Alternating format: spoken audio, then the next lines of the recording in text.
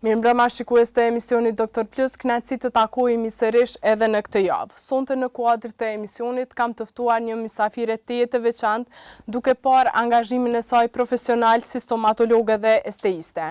Ajo është doktoresh Nora Goga Demolli, që do të na tregojë më shumë për shëndetin oral dhe ndërhyrjet estetike. Doktoresh, faleminderit shumë që je pjesë e emisionit Doktor Plus. Faleminderit shumë Marieta për ftesën, është gjithmonë kënaqësi me qenë me ju. Faleminderit shumë, doktoresh, duke ditur fillimisht që shëndeti i njeriut është shumë i rëndësishëm. Sa ka rëndësi higjiena orale dhe si ndikon ajo në shëndetin e njeriut? Higjiena orale është shumë e rëndësishme, për shkak se prej gojës vjen komplet shëndeti. Kështu që mendoj nëse nuk e kemi një higjienë të mirë orale, një shëndet të mirë oral, nuk kemi me pas asnjë organizëm të shëndosh. Kështu që është shumë e rëndësishme me pastru dhëmbët mëngjesën dhe mbrëmje, po ashtu me bë pastrime profesionale tek stomatologu çdo 6 muaj, por ata që kanë nevoja më të mëdha edhe çdo 3 muaj.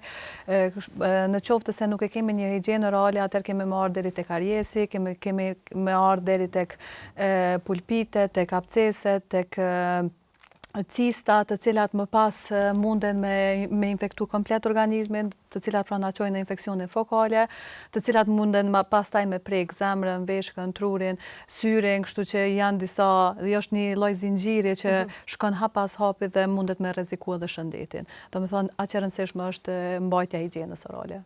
A janë fillimi i problemeve dentare gjithmonë të dukshme, apo ka edhe shenja më të fshihura? Shumë shpesh ka edhe shenja të fshihura, mirë po është e preferueshme çdo 6 muaj me bën nga një rentgen apo fotografim të dhëmbëve në mënyrë që të shohim edhe rrënjët e dhëmbëve në qoftë se ka ndonjë infeksion, sepse kurorat e dhëmbëve i inspektojmë në mënyrë vizuale, mirë po pjesën e rrënjës nuk e shohim, prandaj është shumë e rëndësishme edhe me bë, domethënë kontrolla me anë të radiografisë. Por te kontrollat rutinore, a janë gjithmonë të obligueshme, apo sa herë duhet të bën kontrollat tek dentistit? Tek të rriturit, kontrollat tek stomatologu janë të detyrueshme çdo 6 muaj, ndërsa tek fëmijët çdo 3 muaj. Do thotë këto janë ato kontrolla që duhet më bë, edhe pse tek ne nuk janë se ju mirëmbahen shumë, po të paktën një herë në vit gjithçysh me bë kontrolla stomatologjike. Po, doktoresh, si mundemi me pas dhëmbët e bardhë edhe pa pasur, domethënë, nevoja të tjera, se shohim që përdorim për shembull pasta, sodë bikarbonit, të tjera, cila është më efektive ose çfarë duhet të bëjmë? Soda bikarbonit ndikon për shkak se i largon ato pigmentet, mirë po nuk është se bën zbardhjen dhe ndryshon ngjyrën. Ngjyra mbetet ajo që është. Edhe pastrimi i dhëmbëve, domethënë heq pllakun dental, heq gurzat, heq pigmentet që bëhen prej ushqimeve, prej duhanit, prej kafes, prej çajit, mirë po nuk e largon, domethënë nuk e ndryshon ngjyrën, ndërsa nëse duam ta ndryshojmë ngjyrën, të bëjmë dhëmbët e bardhë, duhet me bë zbardhjen e dhëmbëve. Mirë po zbardhja e dhëmbëve nuk është e preferueshme me u apliku shumë shpesh. Unë për vete e preferoj një herë në vit. Një herë në vit është e preferueshme për shkak se ajo ka përmbajtje të hidrogjenit dhe mundet me ju shkaktu dhëmbëve hipersensitivitet. Do me thonë dhëmbët bëhen më të ndihshëm. Prandaj nuk është e preferueshme me u bë shumë shpesh. Se kam shumë pacientë të cilët bëjnë pyetjen se sa e preferon ose a është e preferueshme, se kanë dëgjuar se nuk duhet më apliku asnjëherë, nuk duhet më bë asnjëherë zbardhja e dhëmbëve. Jo mos më bë asnjëherë, po mos më bë shumë shpesh. Doktoresh, të ndalemi edhe tek problemet që ata dhëmbë nuk bën shumë të bardhë, cili është shkaqi i tyre, nga vijnë këto? Thash, në qoftë se ne nuk bëjmë zbardhim profesional në klinika, sepse ka zbardhime të cilat mundemi me i bë edhe në shtëpi, mirë po përmbajtja e hidrogenit është shumë më e vogël, për shkak që nuk e ke kontrollën tek shtëpia për me ruajt gingivën apo mishin e dhëmbëve, se është pjesa kryesore e kësaj është ruajtja e gingivës, që mos me u lënë me u dëmtu gingiva për shkak materialit që vendoset për zbardhje. Ndërsa në qoftë se ne e bëjmë zbardhjen në klinikat, atëherë e bëhet në mënyrë profesionale, bëhet izolimi i gingivës dhe nuk kemi për me pas një dëmtim të gingivës. Ndërsa ata persona të cilët nuk dojnë domethënë me apliku zbardhjen në klinika, atëherë munden me përdor sodën e bikarbonit. Tash, ajo nuk është se ndryshon ngjyrën, por vetëm se i largon pigmentet. Në momentin që ne i largojmë pigmentet, dhëmbët na duken më të bardhë, po faktikisht ngjyra është e njëjtë. Të ndalemi pak edhe tek fëmijët, të kujdesi dhëmbëve ndaj tyre, nga cila moshë fillon, na zgjero pak të temë. Tek fëmijët, zakonisht prej daljes së dhëmbit të parë është mirë me u pastru dhëmbët, domethënë janë brushat ideale për fëmijët prej 0 deri në 3 vjeç, po ashtu edhe pasta që është special për fëmijët, domethënë prej daljes së dhëmbit të parë, se ka shumë pacientë të cilët mendojnë që nuk duhet me ju kushtu shumë rëndësi, se dhëmbët kanë më ndru, domethënë janë dhëmbët e qumshtit, mirë po është shumë e rëndësishme me rujt dhëmbin deri në kohën e daljes apo eruptimit, sepse secili dhëmb ka kohën e veçantë të eruptimit. As nuk duhet më nxjerr apo më u strahu më herët, as nuk duhet më u strahu më vonë. Domethënë ka kohën e caktuar secili, për shkak se nëse ne nuk e heqim në kohën e dur, atëherë ka me prish renditjen e dhëmbëve të përhershëm. Prandaj është shumë e rëndësishme me mbajt higjiena orale tek fëmijët, po ashtu edhe vizitat tek stomatologu çdo 3 muaj, në mënyrë që në qoftë se ka ndonjë karjes fillestar, atëherë me u kalu sa më shpejt si procedurë, për shkak se ne e dimë që fëmijët nuk është se e kanë dëshirë stomatologun, përkundrazi nuk e kanë dëshirë fare, edhe ne si të rritur nuk është edhe unë kur ulem në atë karrik, nuk është se e kam një ndjenjë të mirë.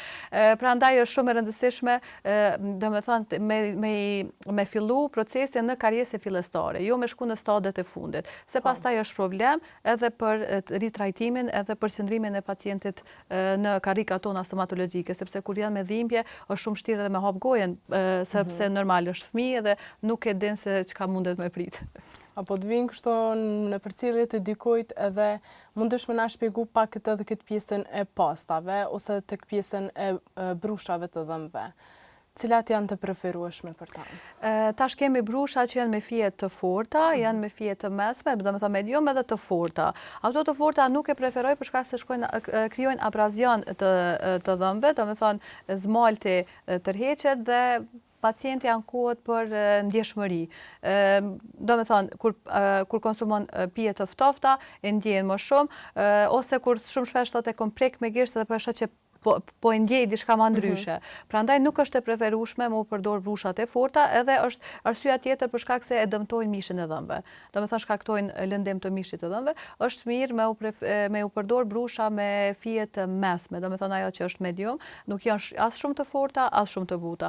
Mirë po është shumë e rëndësishme edhe minutazha, se jo vetëm zgjedhja e brushës, po ashtu edhe minutazha. Është e preferueshme 3 deri në 5 minuta me i pastru dhëmbët, sepse ka shumë pacientë që për 1 minutë i pastrojnë, ka për që për 10 sekonda, mirë po pastrimi nuk bëhet i duhur. Pastrimi i duhur për pos pastrimit me brush është edhe me flosin dentar. Domethënë është ai pej dentar që pas pastrimit me brush duhet më bë gjithmonë për shkak se aty ku ka kontakte të dhëmbëve nuk mundet më pastru me brush. Ideali është më pastru me flos dentar. Po ashtu edhe për zgjedhja e pastës është shumë e rëndësishme. Kemi pasta të cilat kanë përqindje të lartë të fluorit, për shembull tek fëmijët nuk është e preferueshme me u përdor me përqindje të lartë të fluorit, po ashtu edhe tek të rriturit. Domethënë duhet me zgjedh një pastë cila ndoshta është shumë e përshtatshme edhe për mishat e dhëmbëve, po ashtu edhe për zmaltin e dhëmbëve. Të ndalemi pak edhe tek ushqimi. Sa ndikon ushqimi i nxehtë apo i ftohtë, se kemi dëgjuar që prej ushqimit të nxehtë apo të ftohtë më shumë ju dhëmbin dhëmbët. Cila është ajo?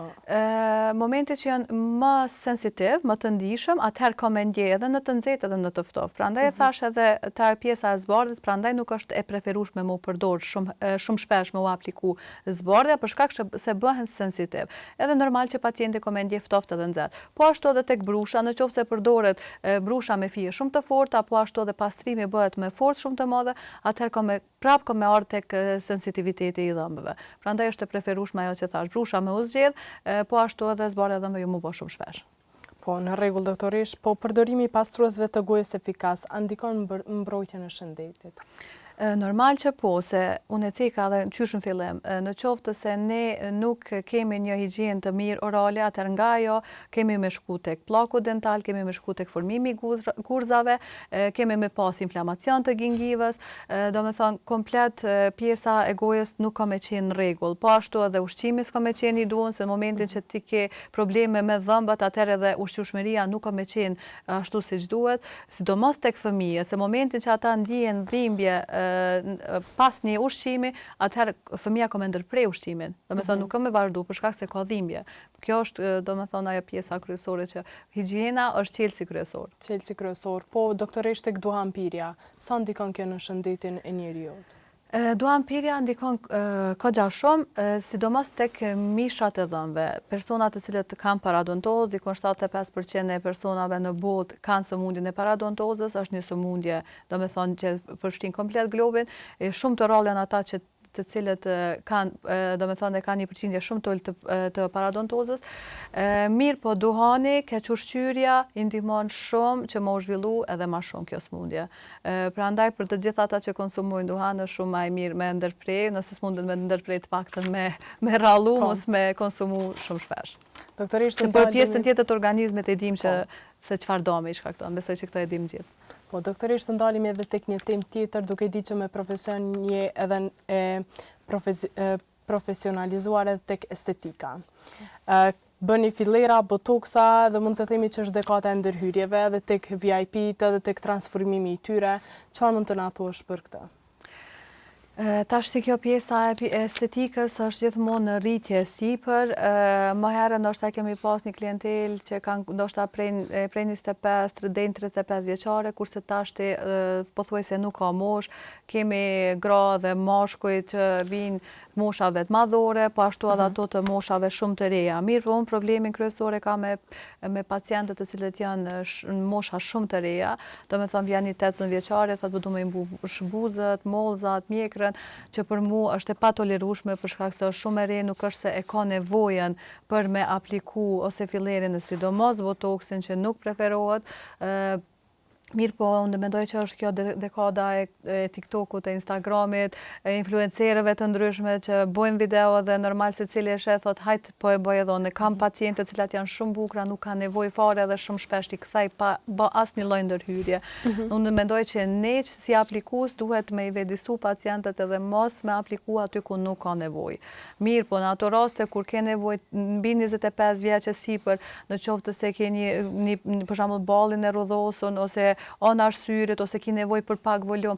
Mirë, po çdo gjë që të bëhet duhet më bëhet në suaza të normalës, jo jashtë konturave të fytyrës dhe jo me u deformu. Se shumë kohën e fundit shumë kanë fillu me deformime, domethënë atë shumë bëjnë për shembull pjesën e buzës, saqë filleri s'ka ku me shku. Ku ka me shku ai filler nëse ti ke një buzë të shkurtë të ngushtë edhe aplikon 1 ml ose 1 ml e gjys, ka njerëz është kërkesa shumë e madhe. Mirë, po ne mjekët jemi ata që duhet më ju tregu se nuk duhet më apliku sasi shumë e madhe, për shkak se filleri duhet me shku dikon, pastaj ka me migru. Ka me migru, zakonisht migron mbi buzë. Edhe pastaj pacienti vjen dhe thotë nuk po më pëlqen për shkak se nuk është ajo forma që e kam kërkuar.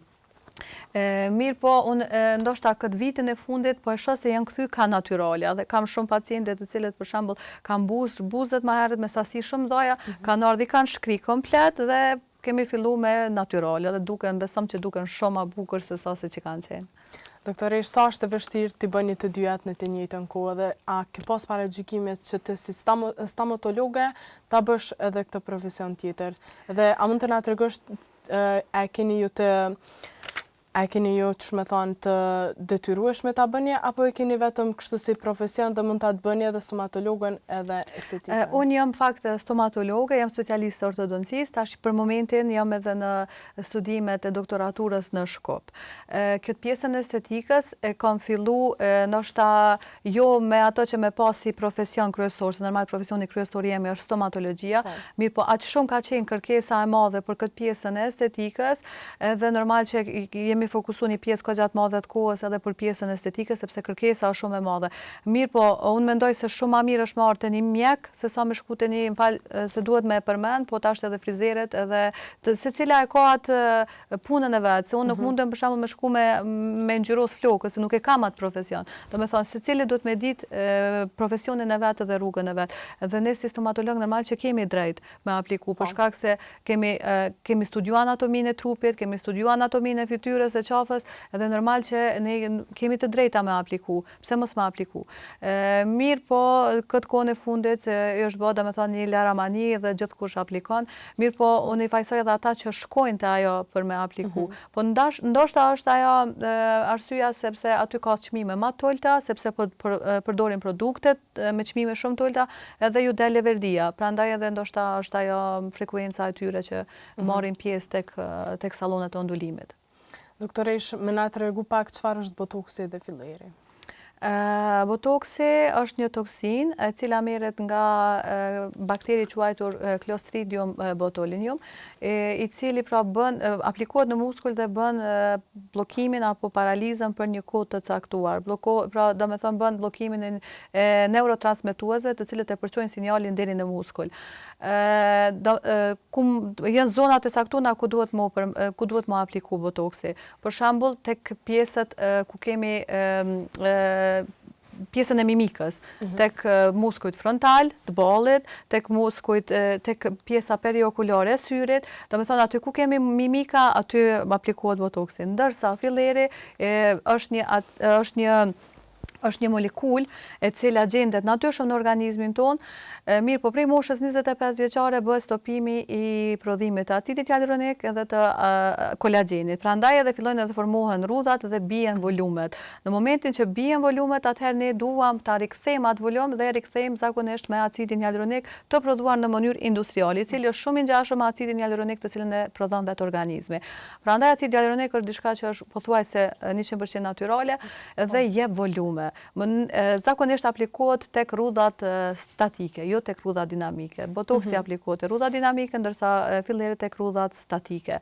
Për shembull tek vijat e buzëqeshjes apo nazolabialet, edhe pse edhe këto janë vija të cilat kemi lëvizje, kemi mimika, mirë po këto nuk aplikohet asnjëherë botoksi, mirë po filleri, sepse jep volum. Ose tek pjesa e mozave, ku dua me dhënë volum, tek pjesa e mjekrës, tek konturimi i nofullës, tek rimodelimi i hundës, tek buzët, domethënë jep volum.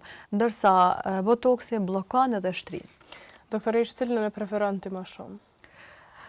Po, normal në bazë të zonave, varet ashti ku ka nevojë pacienti, sepse ka pacient që vjen dhe thotë mbushmi buzët me botoks, buzët nuk mbushen me botoks, ose vjen thotë mbushmi rrudhat e ballit me filler, edhe as ajo nuk mbushet me filler. Domethënë janë zona të caktuara që ata pacientë të cilët kanë nevojë për volum e aplikojnë fillerin, ata të cilët kanë nevojë për mushtri, atëra aplikojnë botoksin.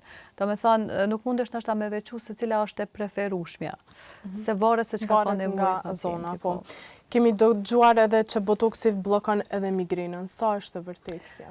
Po, shumë e vërtetë është. Ka shumë pacientë të cilët e përdorin vetëm për migrenën, ose ka pacientë të cilët ta kanë aplikuar për pjesën estetike dhe më pas e kanë vrejt që kanë një intensitet shumë atull të migrenës. Nuk do të thonë që nuk ka mëdhim të kryt asnjëherë, se ka edhe nga ata pacientë që mendojnë që nuk duhet mëdhim asnjëherë koha, kështu që ullet intensiteti. Janë pikat e saktuara ku mundet me apliku për pjesën e migrenës. A duhet të konsultohen së pari me një doktor të përgjithshëm, mandej tek vinë tek jo, apo si shkon kjo punë? Ata pacientë të cilët kanë për shembull probleme të ndryshme me shëndetin, pa marrë parasysh se me çfarë lloji të sëmundjes kanë, ata duhet me qenë ndoshta stabil në atë llojin e sëmundjes dhe të kontrolluar. Normal, në qoftë se është e kontrolluar dhe ja jep shajën mjeku i përgjithshëm që mundet me apliku, atëherë mundet me apliku pa problem. Po zakonisht kur janë të kontrolluara nuk paraqesin problem. Po, në rregull. Ose ata që kanë alergji të ndryshme, mundemi me bë edhe testin e alergjisë që bëhet klinika tona, e bëjmë testin dhe në momentin që del negativ, atëherë mundet me apliku pa problem. Më herët the që botoksin për bëjnë ose dhe fillerin për aplikojnë edhe tek frizerka të kjo. Sa e shet të nevojshme të kenë këshilla ose të kenë kujdesin ndaj këtyre gjërave, duke parë që ka njerëz pra jo profesionist në këtë fushë? Po momentin që ti nuk ja ke haberin për anatominë dhe nuk e din se çka po bën, se duhet me ditë tash zona e caktuar, për shembull ku duhet me apliku filleri, sa është thellësia, sa duhet me qenë doza, çka mundet me qenë rreziku i aplikimit, nëse aplikon dozë të madhe, çka mundet me qenë rreziku prap. Domethënë janë shumë ndoshta disavantazhe të cilat shumica që aplikojnë nuk i dim, prandaj edhe aplikojnë, se momentin që ti i din disavantazhet apo rreziqet, atëherë kemi pas një farë frike për me apliku. Cila ka qenë mosha më e re që një vajzë ka ardhur të bëj botoks? Për botoks jo, po për filler, dikon 14 vjeçare. Edhe ka me prindin, mirë po kemi arrit me bind që nuk është mosha e duhur. Do të thonë kemi konsultuar e buzët, pjesën e buzës. Ajo është shumë e re, mirë po prindi e ka pru në klinikë që me bisedu me mua dhe më bind ajo që nuk është e preferueshme sidomos për atë moshë. Mirë po u bind. U bin vajza, kështu që kemi me prit derisa ta kalon një kohë deri ke 20-25 vjet pastaj. Në rregull. A mendoni që po ndikohen edhe nga VIP tanë duke pa transformimin edhe ndërhyrjet që bëjnë në mënyrë drastike? Ajo është pjesa kryesore. Unë mendoj që është pjesa kryesore për shkak se thash, për shkak këtyre rrjeteve sociale që gjithkohës jemi tu pa diçka, kjo e ka bo ashtu, ta bëj edhe unë, domethënë pa pas nevojën heq veç se e sheh se kjo po duket shumë bukur, duk na dhonë. Mirë, po jo të gjithë mundem me udok me një ndërhyrje shumë të vogël, nashta me udok sikur filanja ose sikur dikush. E sidomos vipat e kanë atë punë e kanë, ato do të më udok bukur në televizion. Mirë, po jo të gjithë jemi vipa dhe jo të gjithë duhet me udok njësoj sikur Elvana, sikur Dafina. Cila është mirë kërkesa më e çuditshme që ke pas? Thash, kërkesa më e çuditshme kjo, vajza 14 vjeçare që ka dashur me mbush buzët. Ndoshta me cekta. Për fytyrë kështu? S'kam pas diçka, se tash nuk është diçka e çuditshme se janë kërkesa aq të mëdha, po veç se te moshat është këgja, ndoshta keq me thonë këtë pjesën, po duhet sa ma shumë me bisedu, se ka njerë prindi ndoshta insiston dhe bisedon shumë me fëmijën, po është ndryshe kur ja thot vetë mjeku që nuk duhet ma apliku. Cilat janë efektet pozitive dhe negative të botoksit, por edhe të fillerit? Efektet pozitive janë momentin që ti ke pas një diçka, për shembull tek fytyra jote që të ka mbrej ndoshta gjithë jetën edhe ke thënë sikur ta kisha bë pak më ndryshe, një ndërhyrje e vogël, një diçka që ty të është fiksu, atëherë po është shumë pozitive, sepse me jetu ndoshta ti me atë fiksim të jetën kur e ki mundësinë për me ndryshu.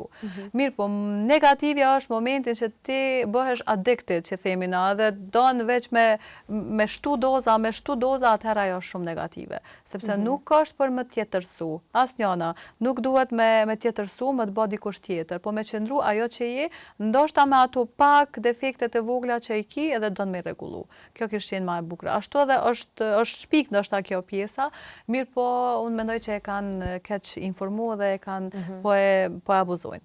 Duke ditur që vajzat kanë kërkesa që siç the edhe ti nga mosha 14 vjeçare për të bërë ndërhyrje estetike, por nga meshkujt? Meshkujt, më i riu që ka kërku, ka qenë 19 vjeçar.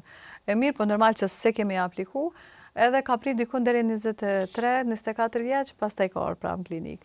Po, do me thonë, ka thonë faleminderit që më ke bindë për mos me apliku, se më vonë, do me thonë, kur je i ri, nuk është se i mendon disa gjëra, edhe kur pjekësh pak, e shet që disa gjëra që ke dash me bo ka qenë gabimshme.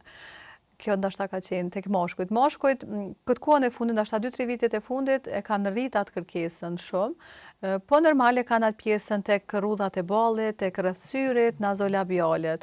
Për buzët, ndoshta një herë kam pas një kërkesë, po nuk është se kërkojnë. Edhe mashkujve nuk është se ju shkon edhe pjesa e buzëve. Po. Doktoresh, cilat janë disa nga këshillat për aplikimin e fillerit dhe botoksit dhe çfarë këshillon edhe të rejat dhe të rinjt për ta? Ndoshta me apliku sa ma pak, në doza sa ma të vogla, me udok bukur, me udok natyral dhe mos më vrej që ke bo diçka. Edhe jo me tepru, edhe jo me u tjetërsu. Kjo kishte qenë ashta mesazhi kryesor për të rit, edhe mos më ndojku asnjëherë as nga shoqja, as nga shoku, po me qenë ajo që jeti. Se je e bukur ashtu si të ka fal Zoti, kështu që jo me bo si dikush tjetër, po me qëndru Nora ose Arjeta. Doktoresh, faleminderit edhe një herë shumë që je pjesë e emisionit Doktor Plus edhe për krejt këto këshilla dhe informacione që i dha për shikuesit tanë. Faleminderit shumë për ftesën, thash edhe në fillim, po e ceki prapë, gjithmonë është kënaqësi me qenë pjesë e juaja, edhe pse ju mu informu sa më shumë nashta popullata për këtë pjesë. Shikues të nderuar, kaq kishim sa i përket këtij emisioni dhe mos harrojmë të falenderojmë edhe partnerët tanë që janë gjithmonë me ne. Natën e mirë dhe mirupafshim.